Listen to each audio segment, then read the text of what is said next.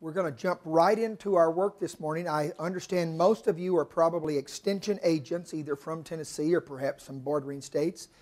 And as Tim said, I work in the Kentucky Department of Agriculture, helping to certify the organic farms or the livestock or the processors and handlers. As extension agents, you gentlemen and ladies are already overburdened with more paperwork than you care to talk about. Am I right about that? So and I identify with it. I walked into one of our county extension agents' office in Orange County, Kentucky, Kim Strohmeyer, who some of you know, he's a longtime friend of mine.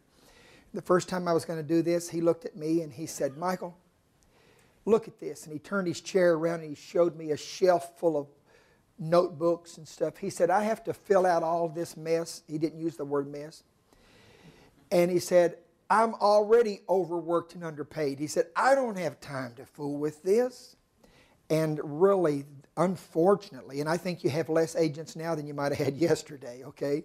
So I do know what you're up against, and part of why I'm here is to tell you I can help you there, because I'm going to give you a little general overview of what this program is about, and then I'm going to tell you that I'm available and my staff is available to help you out when you have somebody call you or walk into your office and say, "I've been thinking about doing organic farming or raising organic livestock, or I want to do some organic coffee or sorghum." And you won't have to look at them and say, "Sorry, I can't help you." You can hand them my card or say, "I know a little bit about it, and here's a guy who can help you more." We're happy to do it. It's what we do, and the more of it we do, the better we like it. I'm overworked also. I have more paperwork than I can get done, and we've been growing our staff to try to keep up. We began a few years ago with only 12 people, and that's not staff, that's clients, 12 clients who were certified organic. This year, we will probably hit 400. And that means that for every one of those thick files that I used to have 12 of them, my predecessor had 12, and he says, "I can't keep up." I have 366 right now, headed towards 400, and we have about 11 different inspectors who help inspect the farms and the processes, but it really keeps us on our toes. Now, let me ask a quick question here this morning. I'm looking for some people is John Frady in here? John, how do you do? John and I have talked on the phone numerous times, but we've never met before. Welcome. How about Stacy or Matthew? Are they in here this morning? They've done some inspecting for me? They're not? Yeah, those boys love me. They never miss a meeting when I come. Now, I come from Kentucky. Just give you a brief background on me. I was born and raised on the farm. I've always farmed. I've done other stuff besides that while I farmed. Who hasn't, right? Many of you probably have a piece of land but work off the farm. If you're going to own a farm nowadays, you're looking for a niche market. Organic farming is one of those niches. You say, "Hey, I've got people raising organic tobacco. How about that? Doesn't that sound like an oxymoron? Organic tobacco. You still die, you just take longer to do it, okay? So it's residue-free, pesticide-free, fungicide-free. It's the only residue-free tobacco out there. Hand sucker generally, even though this year they've come up with a product that we think is going to be effective that the NOP has approved for suckering. But you raise about 6,000 pounds of that and hand sucker it, well, you know what I'm doing? I'm farming like my grandpa used to, like I did when I was a boy. By the way, today's my birthday. Thank you so much. Thank you so much. Yeah, you can anything will do. Okay? Any little gift, certificate, free meal, whatever you want to do, okay? So I was born, how old am I? 29. Oh, I'm giving you something free. Yeah, I've got these things that we have that say Kentucky Proud, and these are like folders you can put your paperwork in, guaranteed not to rip, ravel, tear, run down at the hill, or smell bad in warm weather, and generally $25 a piece. I'm giving that to you, okay? No, I turned 62 today. I was born in 1949, and when they burnt the house down, not because I was born in it, you can't get rid of me just by burning the house down I was born in, okay? But it was a sided house. When they burned it down, it turned out to be a log cabin. Me and Lincoln, both log cabins, okay? And the doctor came to the house in a Jeep on this day in Owen County, Kentucky, in Monterey, because my dad couldn't shovel the long lane out. We had a big snow on this day in 1949, and the doctor came to the house twice in a Jeep, and I was delivered at home, and the power went out because of the ice and snow on the lines. I was born by a lantern light at 2 o'clock in the morning in a log cabin. How y'all doing? Okay, so I go way back. When I was a boy, we farmed like I'm farming now. We hand-suckered our tobacco. We didn't spray a bunch of stuff on our vegetables. By the way, be kind to the people who have not become organic. Not everybody believes in it. And there are some people who do it because it is a way of life with them. I'm going to talk about the paperwork in a minute. There's some people who do it because it's a way of life with them. I mean, they'll meet you, and if you tell them that you're not farming organically, they'll look like you fell off of a cabbage truck. You know, what? You spray your apples? Yeah, and they're pretty good. And you eat, yeah, most people do. But there are some people who believe in this strongly. And you got to make room for everybody, okay? So there's some people who do not farm organically. If somebody comes into your office and you're an agent or you're a helper, you know, don't look at them and say, oh man, you'll never do that. Because frankly, they can do it. It can be done. Now, when you first start not giving your soil chemicals, your dirt is going to be down there hollering, hey, I'm starving down here, feed me something, because it's grown used to the sprays and the chemicals and the synthetic fertilizers that's been going into it. But if you give it some time, it will go back to doing what it does best, and you'll get about 25 earthworms for every square foot, and you'll have all that microbiology going on down in there, and your soil will go back to doing what it knows how to do, and it'll do it well. And my farm is a case in point, and other farms that have become organic over the years and have developed their soil. So it takes a little time. There's land in your county, in your state, that is already organic by default. How? It's called what? CRP, or maybe I'm not sure what terms, what acronyms you all have down here. But it's land that's just been laying there and just been growing, okay? My farm was organic by default because I couldn't afford the inputs. How about that? I was raising nothing but hay, and all of a sudden they started telling me how much ammonia nitrate was and how much urea was, and I said, well, there's no use me putting that on my fields. I can't sell my hay for enough money to pay for all of that. So I just didn't put anything on. I said my ground's just going to have to grow what it can grow. I kept it mowed in a timely fashion to hold down my weed seeds.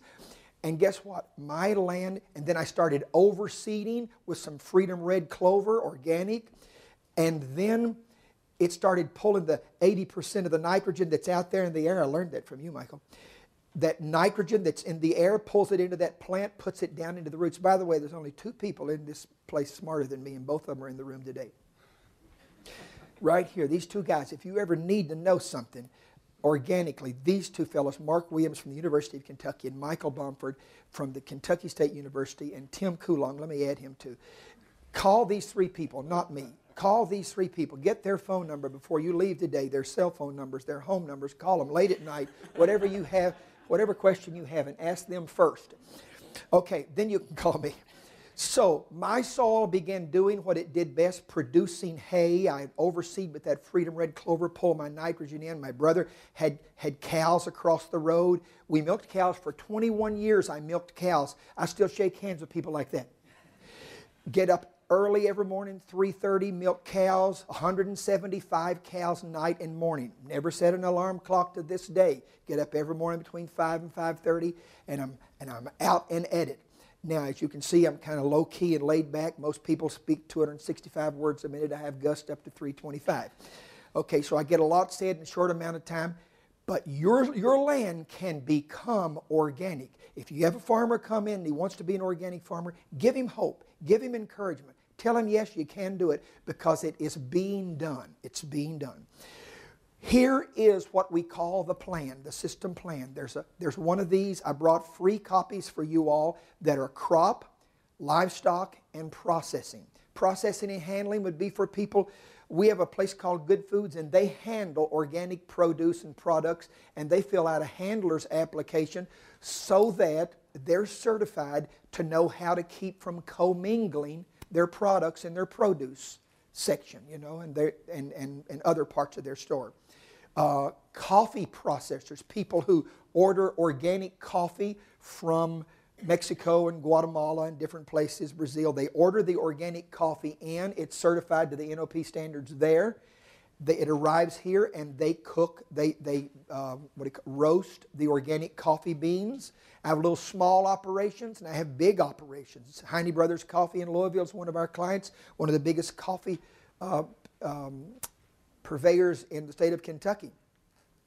It could be somebody with organic sorghum. Maybe they're raising. I have one client, one guy's farm that raises the sorghum. He hauls it next door to his neighbor who has the facilities to process the sorghum and put the label on it and sell organic sorghum. There's a market for organic products. When I mentioned a niche market a moment ago, generally twice the price. Now, does it cost twice as much to raise it? Not always. Sometimes even more. The seed, organic seed, it's going to cost you more. But as we order more of it and use more of it, the seed companies make more of it, and it's the law of supply and demand. So as more of it becomes available and is asked for, the price comes down. The NOP is getting kind of sticky on this thing about seed. Let me tell you about it. Seed is one of the things that the National Organic Program, this is a USDA program, we simply implement the federal program. They say use organic seed when it is commercially available. So if I call my seed supplier and I say, Jesse, I want some Freedom Red Clover, and I want organic, he'll say to me, sometimes he'll say, Michael, they don't have any. I've called Barenberg and I've called Byron, I've called Welter, and I've called different, and he said, they're out right now. He said, you wait 2 months and they'll probably have some. Or he might say, they're not going to have any more this year. At that point, I will buy untreated seed. Untreated, non-GMO. You can't use GMO. That's called excluded method. Let me throw something in about that. Here's my feelings about the GMO. People say, well, you're crazy. You all can't use GMO, genetically modified seed, genetically modified organisms. And we know that's taking place all the time out there, isn't it? I mean, you might be worried if you had an organic corn crop right here and across the road, Monsanto had its variety. There's a good chance if you take the kernels out of yours and have it tested, it may be identical to what's across the road. Am I right about that? Can I get a witness? Okay. So, when we say GMO seed, we don't use it, but we are facing a dilemma. And that dilemma is, how do we keep our seed pure? And how do we keep somebody else from owning the intellectual property? That, I throw a little personal opinion in every now and then, at no additional fee. And that is really my sort of problem with genetically modified organisms, and that is that about 3 seed companies in the world own about 80% of the seed of the world, and that kind of worries me. So you've probably seen the film on the Canadian farmer who had Monsanto come in, and it cost him $1 million for a lawsuit that he lost because sure enough his corn was just like theirs, even though that's not what he planted. The National Organic Program may have to address this in the future. 1 decade from now, there may not be any such thing as non-GMO seed unless you're a member of Seed Savers or you call somewhere around the world where GMO hasn't affected, although China is now accepting it. The European Union is growing it. They did a survey with the European people, and 70% of them said they have no problem with GMO seed. Is there a problem with it? I don't know. I'm not a scientist. I'm not a chemist. I don't see a lot of people in the hospital with headlines saying they ate some GMO corn. I don't know. But I worry about the intellectual property. That's what I worry about. I'd like for farmers to be able to plant the seed they want to plant, produce the crop they want to produce, and not have it challenged or owned by somebody else who said that's our seed. So you can think about that. But non-GMO seed is a requirement at this time in the NOP. What if I can't find that? Not the non-GMO. What if I can't find organic seed? Then you're allowed to go to the untreated if you can't find it in the same form, quantity, or quality. I can't afford to plant 2 failing corn crops back to back. The University of Kentucky, Kentucky State University, tax-funded universities with great organic research facilities. They can test some corn and say, Michael, we planted that Master's Choice 590, and gee, it wasn't very good on germination. We didn't get much. So what are they going to do next year? Try it again, maybe, or go to the 530 or check the 510. But I can't do that. I can't afford to have crop failures. So if Master's Choice wants to sell me 590 organic corn, they need to make sure I'm going to get a corn crop, because I can't afford, Paul, I can't afford 2 corn crop failures back to back. I'm a farmer. I'm trying to make ends meet. So if you can't get the quality you need, if you can't get, what about the quantity? Well, I need 900 pounds of it, and you only got 100 pounds. Then you can buy untreated seed because you couldn't get the quantity that you needed. So there are reasons why you can use untreated seed, but you need to meet the criteria. First, try organic. Let's look at the application quickly. I'm dealing today with the farm crop. And I'm going to make a quick overview for those of you who say, how in the world do we fill that out? I think this paperwork is a bit intimidating to most farmers. Perhaps not to you in this room who are accustomed to paperwork all the time, but most farmers just farm. They love to go out there and play in the dirt. Am I right? And when you hand them a piece of paper that's got 16 pages and a lot of boxes and squares, and they say, what? I got to fill that out? And then they're thinking, then there's a term we use that I don't like that says we're going to do an audit trail. I hate that word because that sounds so IRS-y, doesn't it? And so I don't like that word audit. I usually tell people, we're going to check your records. Why am I going to check the records? Because if you tell me you're raising 5 acres of organic corn and you ought to get 125 bushels to the acre, and you got ready to sell your organic corn, I said, let me see how you did on that organic corn. You say, yeah, I sold 2,000 bushels off of 5 acres. Then I'm going to wonder where you're growing the other 15 acres of non-organic corn and selling it for organic price. Right now, you get about $10 a bushel for organic corn. Who'd like to have a bin full of that? Yeah. So that's why we do the audit, the check. We check to make sure. So you're raising tomatoes. I've never had anybody cheat on this either, by the way. Nobody, in all of my clients, nobody has ever cheated. This is a system of trust. I might throw this in here. An inspector is going to come to the farm and inspect the process and look at the plan and see if everything's as you said it was. They are my eyes and ears. That's what an inspector is. They're my eyes and my ears. They go and look at the farm. They say, yep, they're growing tomatoes and cabbage and cucumbers and watermelons, and they've got cows, and they're running a dairy, and they're milking 45 and so forth. They're my eyes and my ears, and they come back and write me out an inspection report. When they leave the farm, you're on your own. So it is a system of trust. I mean, I trust the cook back in the back part of the restaurant not to spit in my salad, don't you? Life is a system of trust. And so we farm and we trust these farmers. Nobody's ever cheated on me. I never found anybody who was selling what they said that they didn't raise.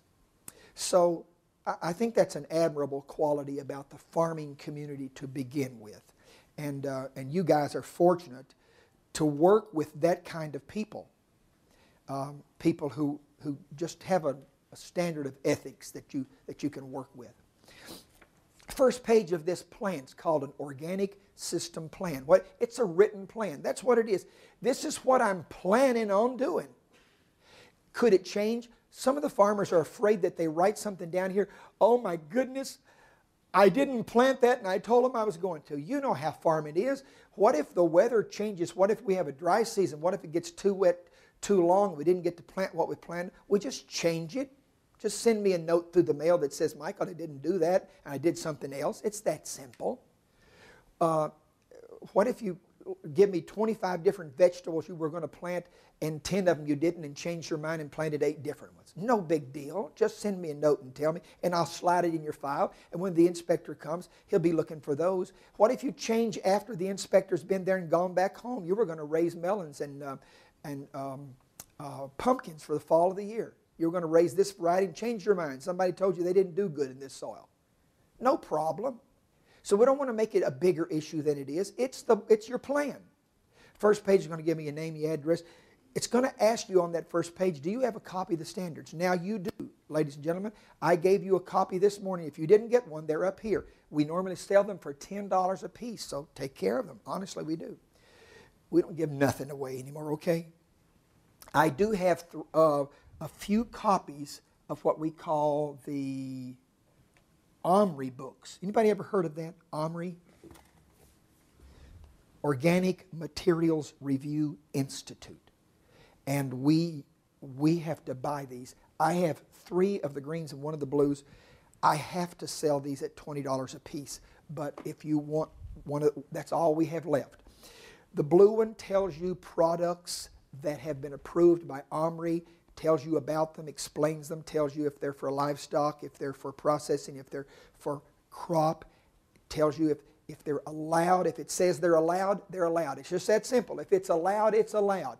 If it says it's prohibited, it's that simple. Don't call me. It's prohibited. I can't change the rules of the USDA.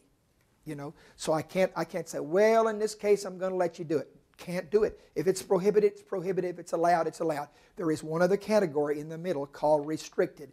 And restricted says there might be a case where I could use it. And if you meet the restrictions criteria, you can use that. That's what this blue book's about. This green one has probably several thousand. You probably counted them, Michael. How many?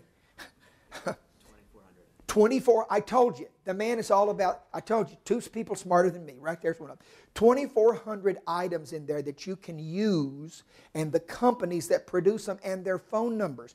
And so your farmer could look that up and say, I'm having trouble with my squash, the bugs and beetles and my boll weevils and whatever else, and find a company, call it up and say, you all got a product? Yes, sir. It becomes a valuable tool. We also produce a materials list. The one I told you about, this materials list. We have, how many we have on here?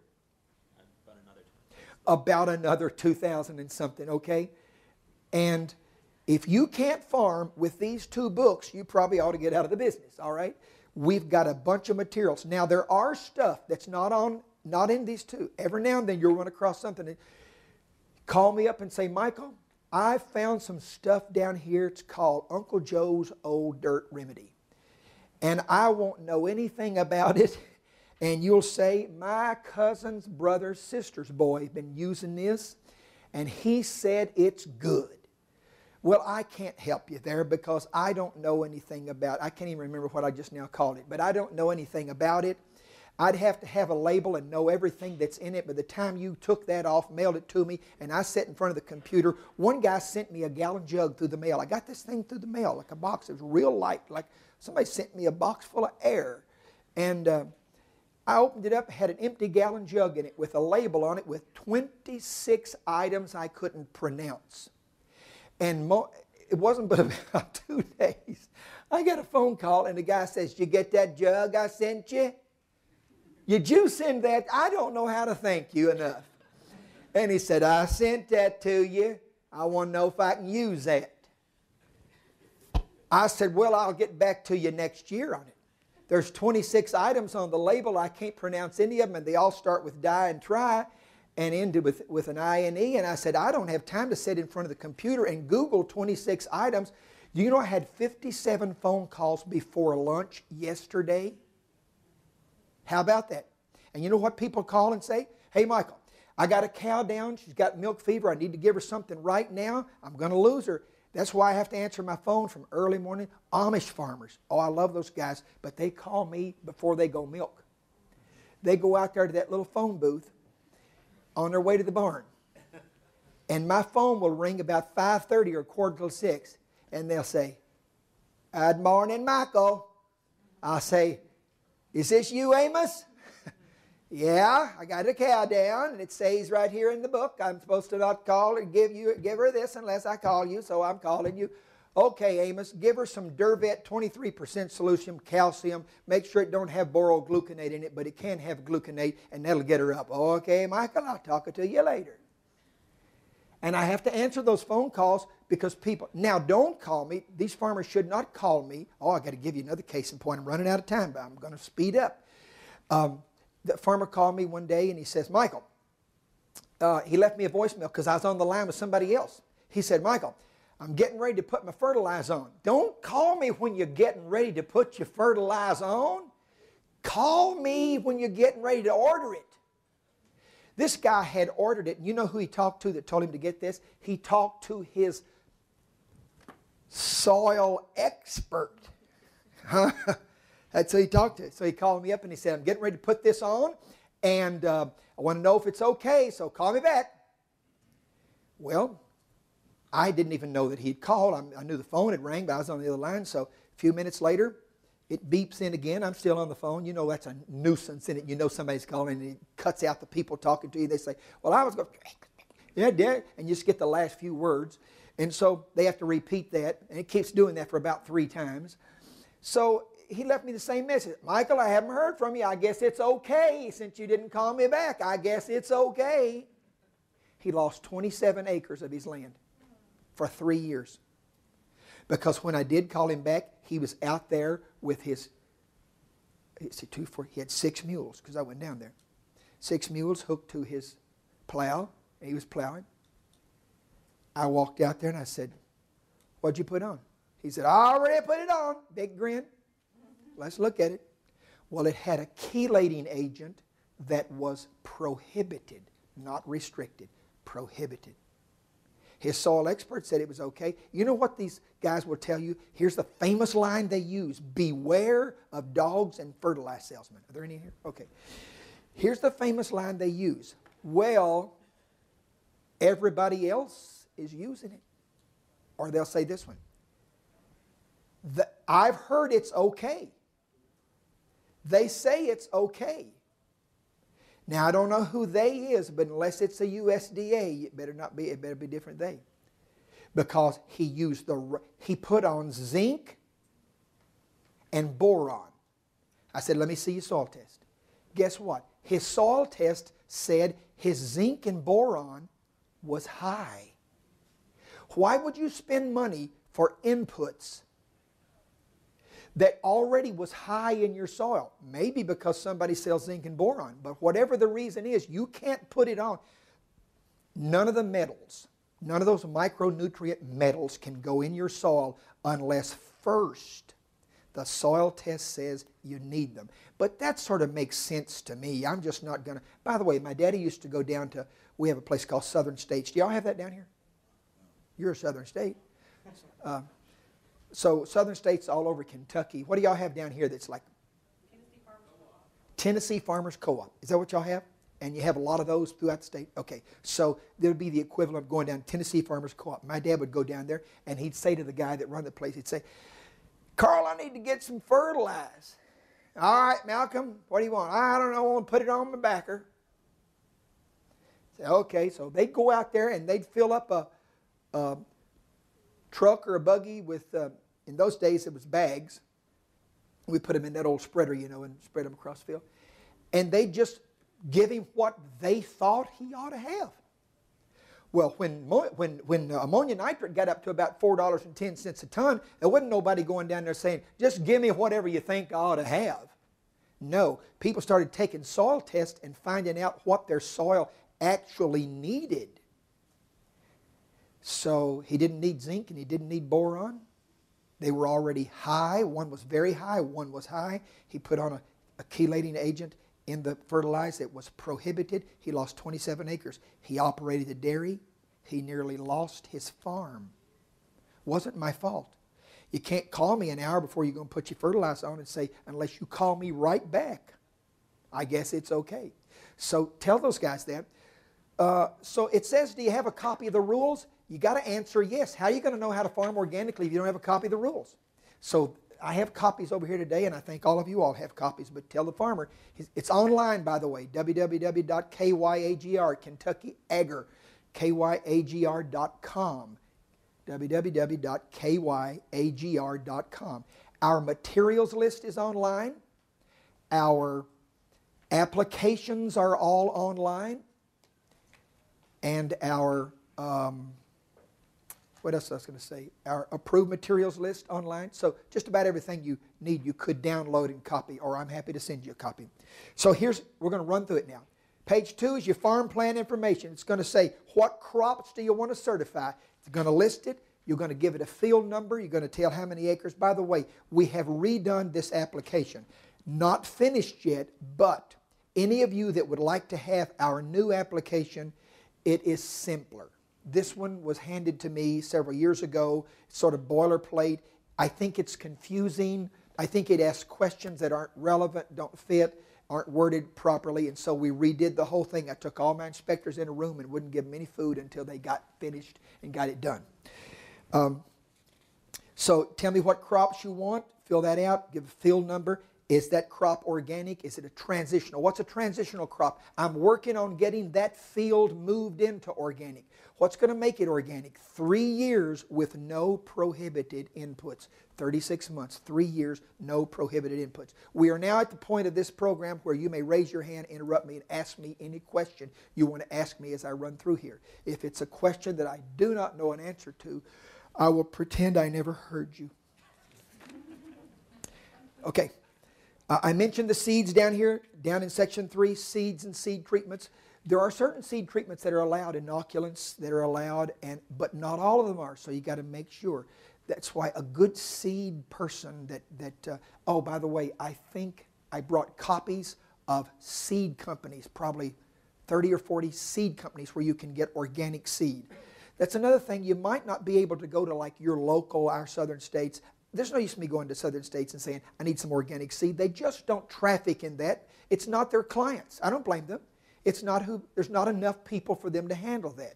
So when it says that you need to try several sources to get organic seed, don't say, I went to southern states and they didn't have it. I already know that. That doesn't count, okay? Try 3 or 4 sources where they just might have it, that specialize in it, and see if you can get it from them. So is it treated? Can't plant treated seed. If you plant treated seed, you lose your soil for 3 years. That's a bad deal. I want to mention buffers right quick. Comes to my mind. What if I've got a cornfield? I mentioned that cornfield a while ago, Paul, that's right here beside your cornfield. You're growing organic corn. Right here's a guy with a cornfield that's conventional. He sprayed it with, what we spray it with now? Roundup maybe? First, and then come back maybe some later on when it tassels out. Might spray a fungicide. Maybe come in with a big airplane flying over top of your organic farm. You've got all kinds of produce right next to you. You spray it in, the wind's blowing, and you're on the east side, and that western wind's blowing across, and it all settles on you. Oh, my goodness. It's called unintentional drift. Let's say you're here. What you need in some cases. I never take a square inch of a man's soil out of production if I don't have to. I'm a farmer. I have 154 acres. I raise organic tobacco and hay.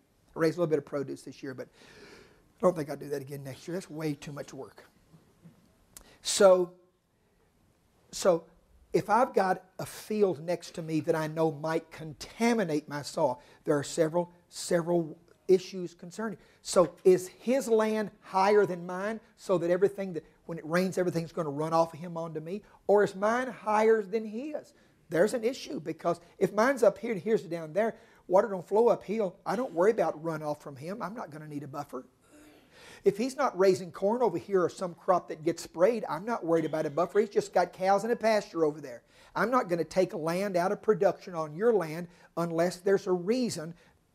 Maybe prevailing winds come from him across you and he sprays. That's an issue. His land is higher.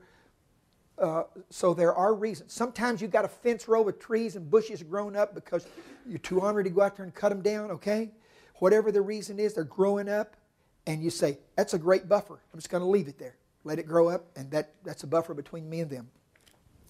Page 3. Sound like Paul Harvey, don't I? Page 3.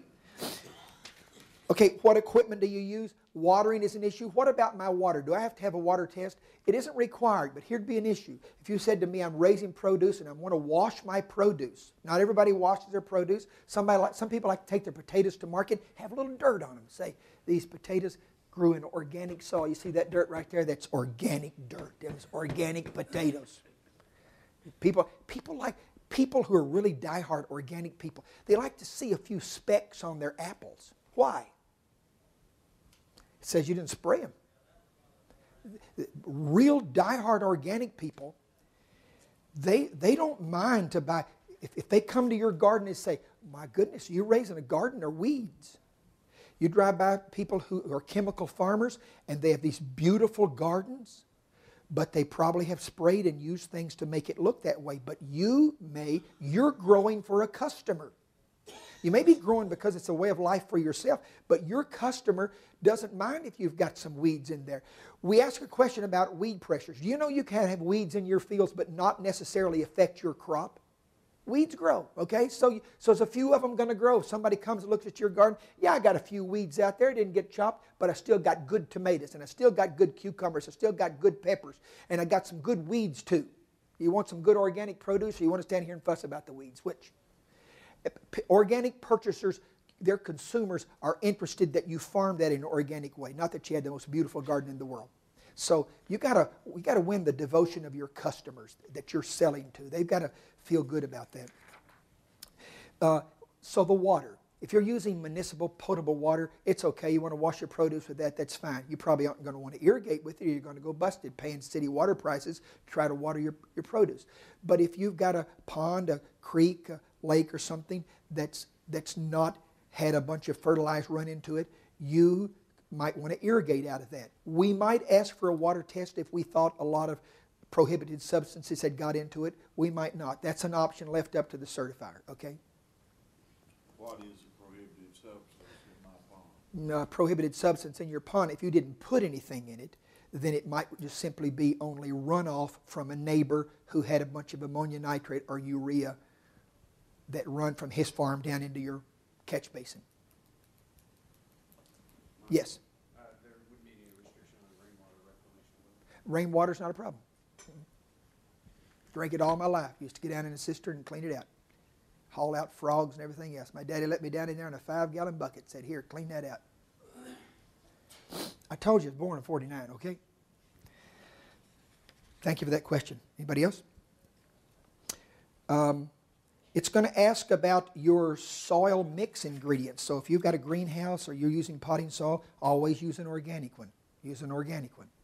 Because there are materials in some potting soils that will mess you up. And now if you plant your plant in that, you've lost your plant. If you plant that in the ground, you've lost your soil. Use an organic potting soil. It can be obtained. It's not expensive. I mentioned there's a question about your soil test in Section 5. Soil test. I think it's important. Is it required? Actually, it's not required by the NOP. Sometimes I say, get me a soil test, especially if you're going to do inputs like if you think you need the micronutrients, the zinc, boron, manganese, iron, copper. So you got to have a soil test for that.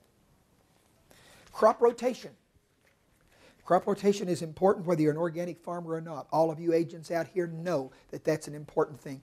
Now, those little bugs and things that live down in the ground that love to eat your corn and eat your cucumbers, crop rotation is important. Those little bugs, if they find out every year you've got a good crop for them up there, they just stay in the ground and say, let's stay down here this winter, we'll go back up next spring, and they have a whole brand new crop for us. And you rotate that around, and you kind of surprise them every now and then. These 2 guys, or these 3 guys up here can really help you with some of that, as well as the agents. Compost and manure. The manure rule, yesterday I was in the GAP program. Oh man, what have I got, 2 minutes? About 3 minutes. 3 minutes, okay. Yesterday's in the GAP program. Compost for the GAP people. That GAP, it's got some tough standards, okay? Those of you that might want to go through that training, some of our farmers are required to do what's known as GAP training, but not necessarily be GAP certified. So we have a 2-hour video that people watch and sign a document that they've seen it. Some of your purchasers may want you to have GAP training, but not necessarily be certified. Compost rule for GAP, I think, is 45 days on your produce, 45 days before you harvest. In organic agriculture, you can put compost on today and pick your tomatoes tomorrow because you've met the compost rule, and that rule's in the rules and regulations about maintaining the temperature and turning it so often and keeping records on it. You can only call it compost if you kept the records. They're not difficult. Don't make it hard. A little notebook says, I checked the temperature today, it was 146. I turned it yesterday. I've got it in a pile, or I've got it in a windrow, and just meet that criteria. Keep the records. It's compost. If you don't keep any records, it's manure. I don't care if it looks like compost. You and I know it's compost. It looks like compost, smells like compost. It turns like, but you can't call it compost unless you've got the records. Keep the records so that you can put compost on and then harvest. Compost for organic farmers, put it on today, harvest tomorrow. Put nutrients in now, and you don't have to worry about the 120-day rule. I raise tobacco. The manure's got to go on my tobacco field 120 days before I harvest. Okay, I'm finalized here then. Well, I don't have time to say it all. Crop management, that's rotation. Weed and pest management. Quickly about this. Weed and pest management, that's going to be your challenge. Your farmer's challenge is going to be weed and pest management. So there are products in here that you can use to combat that. And could I say this, Michael? The Organic Association of Kentucky. Would you see, Michael, if you'd like to join that, it used to be $200. We've lowered it down to $30. So what is it? 25. Actually, it wasn't 200, but it sounded good, didn't it? $25, and what you get on this like Google, what do we call that? It's a listserv. A listserv. See, I went to computer school years ago, so you get on the listserv. You type in there, I'm having trouble with this, and all of a sudden 100 people come back on and say, I had that same problem, here's what I used and it worked for me, and it's worth the $25 to have that. So see Michael and join that Organic Association of Kentucky. You may have something like it here in Tennessee. Do you? Toga. So join Toga. How much is that? It's free. It's free. Oh man, we have a hard time competing with that. But if you join that, you can come to our conference free. How's that? We won't come pick you up. You have to pay your way to get there. Disease management, okay, that's some of the help you can find. Maintaining your organic integrity is all about making sure you don't commingle and contaminate your products. So how are you going to do that? You're going to keep it in the right containers. You're going to keep it separated. You're going to make sure sprays don't get on it. Pesticides, fungicides. Ladies and gentlemen, it can be done. It's not rocket science. It's the way we farmed years ago. I love it when people go back to doing it. It's not for everybody, but for the people that it is for, give them encouragement, help them out. If you need me, call me. I've got a bunch of my cards up here today. Stop by, pick one up. I got some in my pocket. Thank you for letting me come. Thank you, Annette and Tim and the committee, whoever made it possible. I've enjoyed every minute of it.